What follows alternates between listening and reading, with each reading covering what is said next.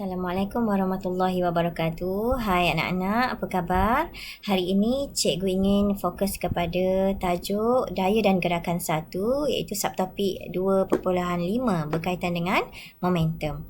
Okey, untuk pembelajaran kita pada hari ini, di akhir pembelajaran cikgu mengharapkan anak-anak dapat menerangkan berkaitan dengan momentum di mana ianya adalah hasil darab jisim dan juga hal laju. Okey, dapat menerangkan berkaitan dengan formula P sama dengan mv.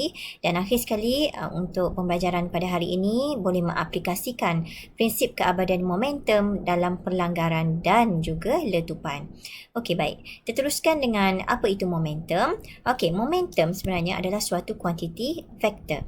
Okey, di mana bagi suatu jasad, okey, objek yang bergerak pasti akan mempunyai momentum. Jadi di sini arah momentum bergantung kepada arah hal laju sesuatu objek, di mana hal laju adalah suatu kuantiti vektor. Jadi arah momentum memang bergantung kepada arah hal laju sesuatu objek. Jadi di sini dinyatakan objek yang bergerak dengan hal laju yang tinggi atau jisim yang besar akan mempunyai momentum yang besar. Jadi di sini cikgu ingin menerangkan berkaitan dengan definisi momentum itu sendiri. Yang pertama iaitu momentum adalah hasil darab jisim dan hal laju. Okey, momentum definisinya adalah hasil darab jisim dan hal laju. Jadi kita ada formula iaitu berkaitan dengan momentum di mana P sama dengan mv, di mana P adalah simbol untuk momentum, M adalah simbol untuk jisim dan V pula simbol untuk hal laju. Okey, baik. Di sini berkaitan dengan P sama dengan mv. Okey, dinyatakan tadi bagi objek yang bergerak dengan hal laju yang tinggi akan mempunyai momentum yang besar, ataupun bagi objek yang mempunyai jisim yang besar juga akan mempunyai momentum yang besar. Jadi bagaimana untuk memahami keadaan tersebut? Okey, katakanlah M ini cikgu katakan sebagai suatu pemalar. Jadi sekarang hubungan antara hal laju dan juga momentum. Jadi apabila sesuatu hal laju jasad itu bertambah, maka momentumnya juga akan bertambah. Okey, begitulah sebaliknya jika hal laju sesuatu jasad itu berkurang, maka momentumnya juga akan berkurang. Jadi di sini jika kita merujuk kepada hal laju sebagai pemalar, maka kita ada hubungan antara jisim dan juga momentum. Jadi di sini untuk jisim pula, jika jisim sesuatu jasad itu besar, maka momentum yang dipunyai oleh jasad itu juga adalah besar. Okay? Jadi begitu juga sebaliknya, jika jisimnya kecil, momentum jasad tersebut juga akan kecil. Jadi di sini merujuk kepada momentum, kita menggunakan unit SI untuk momentum adalah kgms negatif 1, di mana momentum, okey, unitnya kgms negatif 1, di mana M ini dalam unit SI kilogram, manakala V pula unit SI nya adalah ms negatif 1. Maka kita akan dapatlah unit SI bagi momentum adalah kgms negatif 1.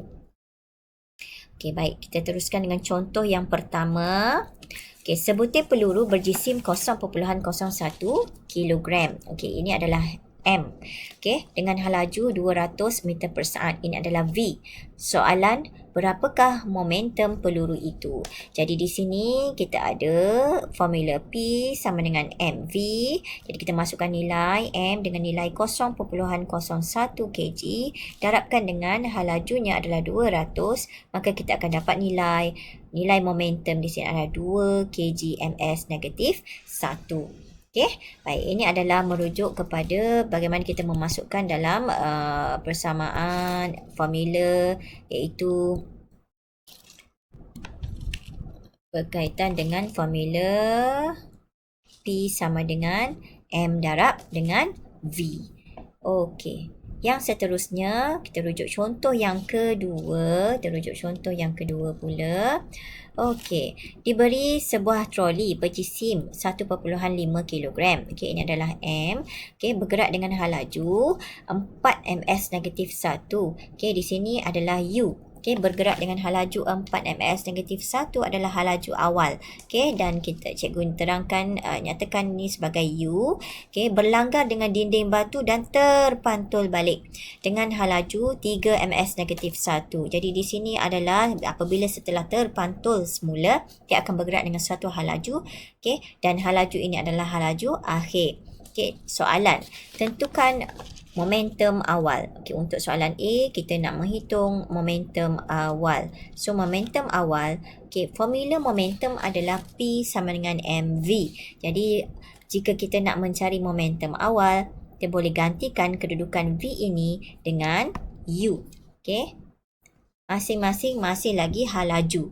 Jadi, kita masukkan nilai M 1.5 darabkan dengan U iaitu 4.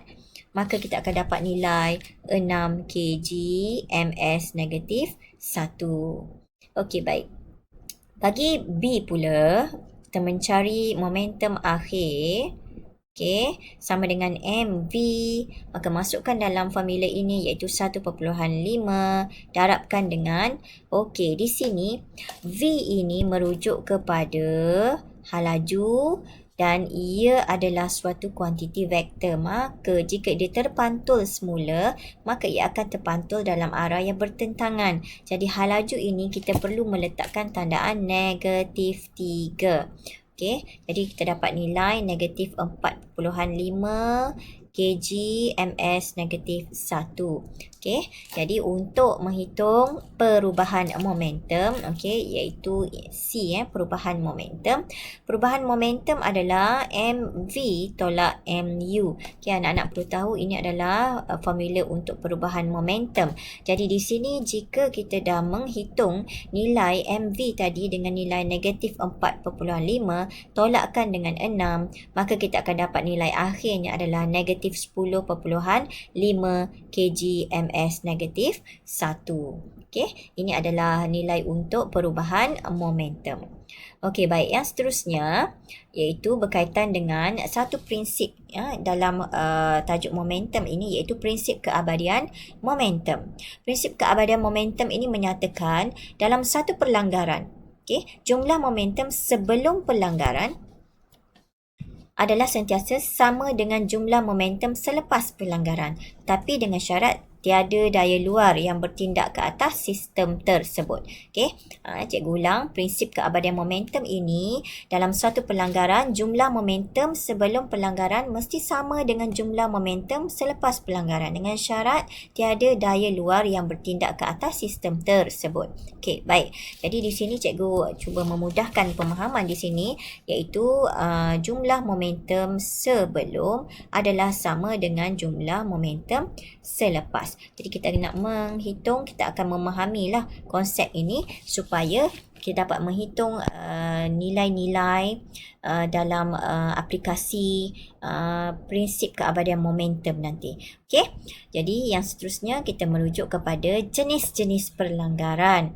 Kita dapat 3 jenis pelanggaran yang boleh kita bincangkan untuk tajuk momentum ini. Yang pertama iaitu pelanggaran kenyal, yang kedua pelanggaran tak kenyal, dan yang ketiga iaitu letupan. Okey, baik. Untuk pelanggaran kenyal ini adalah suatu pelanggaran di antara dua jasad di mana selepas berlakunya pelanggaran, kedua-dua troli tidak melekat dan kedua-dua troli tersebut akan bergerak dengan halaju yang berlainan. Okey, kalau kita merujuk rajah di sini sebelum pelanggaran, kita ada jisim M1, M2 di mana kedua-dua jasad tersebut mempunyai halaju U1 dan U2. Tetapi selepas berlakunya pelanggaran, kedua-dua jasad itu tidak melekat dan akhirnya dia akan bergerak dengan dua halaju yang berbeza. Okey, jadi di sini menurut prinsip keabadian momentum, di mana jumlah momentum sebelum pelanggaran adalah sama dengan jumlah momentum selepas pelanggaran, maka kita akan menggunakan formula iaitu M1U1 tambah M2U2 sama dengan M1V1 tambah M2V2. Okey, jadi di sini kita merujuk kepada contoh yang ketiga. Okey, Rajah menunjukkan sebuah bola balik bowling berjisim 5 kilogram bergerak dengan halaju 6 meter per saat menuju ke sebuah pin bowling pegun yang berjisim 1.5 kilogram. Okey, selepas untuk Rajah B menunjukkan pin bola bowling tersebut bergerak dengan halaju 2 meter per saat selepas berlakunya pelanggaran. Jadi, tentukan halaju bola bowling selepas berlakunya pelanggaran. Jadi, di sini ini adalah merujuk kepada pelanggaran kenyal di mana kedua-dua jasad tidak melekat dan dia bergerak dengan halaju yang berbeza. Jadi, kita bermula dengan prinsip keabadian momentum iaitu jumlah momentum sebelum sama dengan jumlah momentum selepas. Jadi, untuk prinsip keabadian momentum ini, kita ada formula iaitu M1U1 tambah M2U2 sama dengan M1V1 tambah M2V2. Jadi di sini kita masukkan nilai untuk M1 jisim bagi bola bowling iaitu 5 darab dengan 6 tambah dengan 1.5. Okey, untuk U dalam keadaan pegun maka U dia adalah sifar. Darabkan dengan 5. Okey, kita nak mencari halaju selepas pelanggaran, makanya halaju bola bowling selepas pelanggaran adalah V1. Tambah dengan 1.5. Darabkan dengan, halaju bola pin bowling selepas pelanggaran adalah 2 meter per saat. Halaju adalah suatu kuantiti vektor. Jadi dia akan mengambil kira arah. Tetapi disebabkan pin bowling ini ke kanan, maka masih lagi kita kekalkan dengan positif 2. Jadi sini 30 tambah dengan sifar dapat 5V1 tambah dengan 3. Maka kita dapatkan nilai V1 adalah bersamaan dengan 5.4 meter per saat. Untuk jawapan di sini kita mendapat dengan nilai 5.4 meter per saat. Soalan yang seterusnya adalah arah gerakan bola bowling selepas pelanggaran, di mana jawapan yang kita dapat tadi untuk 5.4 meter per saat ia adalah positif. Maka untuk arah gerakan bola jawapannya adalah arah ke kanan. Apabila nilai kita adalah positif, maka kita akan menganggap ianya adalah sentiasa ke kanan. Tetapi jika nilaian kita itu mendapat tandaan negatif, maka arah kita akan menentukannya sama ada ianya adalah ke kiri. Jadi ini adalah contoh untuk pelanggaran kenyal. Sekarang merujuk kepada situasi yang kedua, pelanggaran tak kenyal. Pelanggaran tak kenyal adalah pelanggaran di antara dua jasad, di mana selepas berlakunya pelanggaran kedua-duanya melekat dan ianya akan bergerak dengan halaju sepunya. Jadi di sini merujuk kepada Rajah, ini sebelum pelanggaran kedua-dua jasad M1 dan M2 bergerak dengan halaju masing-masing U1 dan U2. Tetapi selepas berlakunya pelanggaran, kedua-dua jasad ini akan melekat bersama-sama menjadikan M1 dan M2 adalah suatu jisim tunggal. Maka dia akan bergerak dengan satu saja V. Inilah yang kita panggil sebagai halaju sepunya. Jadi di sini menurut prinsip keabadian momentum, jumlah momentum sebelum pelanggaran adalah sama dengan jumlah momentum selepas pelanggaran. Jadi asalnya adalah M1U1 tambah M2U2 sama dengan M1V1 tambah M2V2. Tetapi disebabkan ia adalah pelanggaran tak kenyal, maka jisim di sini kita satukan M1 tambah M2 darabkan dengan satu halaju sepunya. Jadi kita merujuk kepada contoh yang keempat, iaitu suatu situasi pelanggaran tak kenyal. Diberikan seorang lelaki jisim 60 kg, jisim M60 kg, bergerak menuju ke sebuah troli berjisim 30 kg, yang bergerak dengan halaju 3 meter per saat. Rajah B pula menunjukkan lelaki itu melompat naik ke atas troli dan bergerak bersama-sama. Ada hint di sini, bergerak bersama-sama dengan satu halaju. Jadi ini adalah V sepunya. Soalan, hitungkan halaju lelaki itu sebelum pelanggaran. Jadi menghitung U, mencari U bagi lelaki tersebut. Jadi kita bermula dengan prinsip keabadian momentum, iaitu jumlah momentum sebelum adalah sama dengan jumlah momentum selepas. Jadi di sini apabila kita sudah mengetahui jumlah momentum sebelum sama dengan jumlah momentum selepas, bagi pelanggaran tak kenyal kita ada M1U1 tambah M2U2 sama dengan M1 tambah dengan M2 darabkan dengan V, halaju sepunya. Jadi di sini kita menghitung U1. Okey, dengan jisim lelaki tersebut 60 darabkan dengan U1 tambah dengan 30 darabkan dengan 3 meter per saat.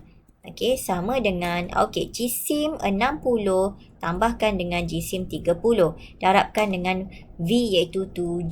Jadi di sini kita dapatkan 60U1 tambah 90 sama dengan 90 darab dengan 7. Maka anak-anak perlu menghitung U1 adalah bersamaan dengan nilai 9 ms negatif 1. Okey, iaitu halaju lelaki itu sebelum pelanggaran adalah dengan nilai 9 ms negatif 1. Okey, baik. Yang seterusnya iaitu situasi letupan. Okey, letupan ini adalah satu proses di mana sebelum letupan, kedua-dua jasad bercantum dan dalam keadaan pegun. Dan selepas letupan, kedua-duanya bergerak pada arah yang bertentangan. Jadi di sini sebelum letupan kedua-dua jasad adalah melekat bersama-sama dan berada dalam keadaan pegun. Jadi selepas berlakunya letupan, kedua-dua jasad akan bergerak secara berasingan dan bergerak dengan halaju yang berasingan pada arah yang bertentangan. Jadi menurut prinsip keabadian momentum, jumlah momentum sebelum mesti sama dengan jumlah momentum selepas. Jadi sebelum sesuatu letupan itu, ianya berada dalam keadaan pegun. Okey, jadi darabkan dengan kosong, M1 darabkan dengan sifar, tambah dengan M2 darab dengan sifar. Maka di sini kita akan dapat satu keadaan di mana sifar sama dengan M1 negatif V1 tambah M2 V2.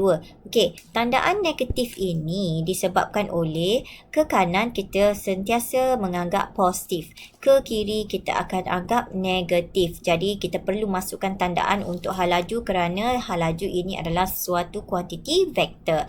Maka kalau cikgu alihkan persamaan ini, maka ia akan jadi M1 V1 sama dengan M2 V2 seperti yang tertera di sini.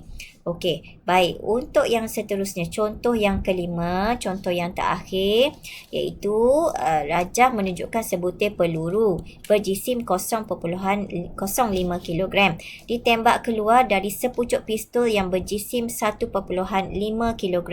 Halaju rencatan pistol ke belakang adalah 2 ms negatif 1. Soalan hitung halaju peluru selepas letupan. Okey, ini adalah situasi letupan di mana untuk letupan, prinsip keabadian momentum, momentum sebelum pelanggaran ataupun sebelum letupan adalah sama dengan jumlah momentum selepas letupan. Jadi di sini untuk letupan kita dah ada, iaitu ianya sebelum berada dalam keadaan pegun. Okey, jadi selepas kita ada M1 V1 tambah M2 V2. Jadi di sini untuk M1 V1 M2 V2 merujuk kepada 2 meter per saat rencatan ke belakang. Kita akan tentukan dia dengan tandaan negatif. Bulat ini, peluru ini ke hadapan, maka ia adalah sentiasa positif. Okey, ataupun ke kanan, ini ke kiri. Jadi di sini masukkan nilai, iaitu untuk M1 kita assume untuk pistol iaitu 1.5 darabkan dengan kita nak mencari halaju peluru. Kita nak cari V2. Jadi kita masukkan 1.5 V1 dengan tandaan negatif 2 disebabkan arahnya ke belakang, tambah dengan 0.05 darabkan dengan V2. Maka kita akan dapat nilai iaitu sifar. Sini negatif 3 tambah 0.05 V2. Jadi untuk mencari V2, 3 sama dengan 0.05 V2. Maka V2 kita akan dapat dengan nilai V2 sama dengan 60 ms negatif 1. Okey, jadi hal laju peluru tersebut dapat dengan kiraan 60 meter per saat. Okey, jadi merujuk kepada ketiga-tiga contoh yang diberikan tadi dalam aplikasi prinsip keabadian momentum, di mana kita akan lihat untuk pelanggaran kenyal, pelanggaran tak kenyal dan juga letupan. Okey, baik. Sampai di sini saja dahulu perbincangan kita untuk hari ini. Diharapkan anak-anak dapat memahami subtopik momentum ini dengan baik dan dapat menjawab soalan momentum dengan baik. Okey, sekian. Terima kasih.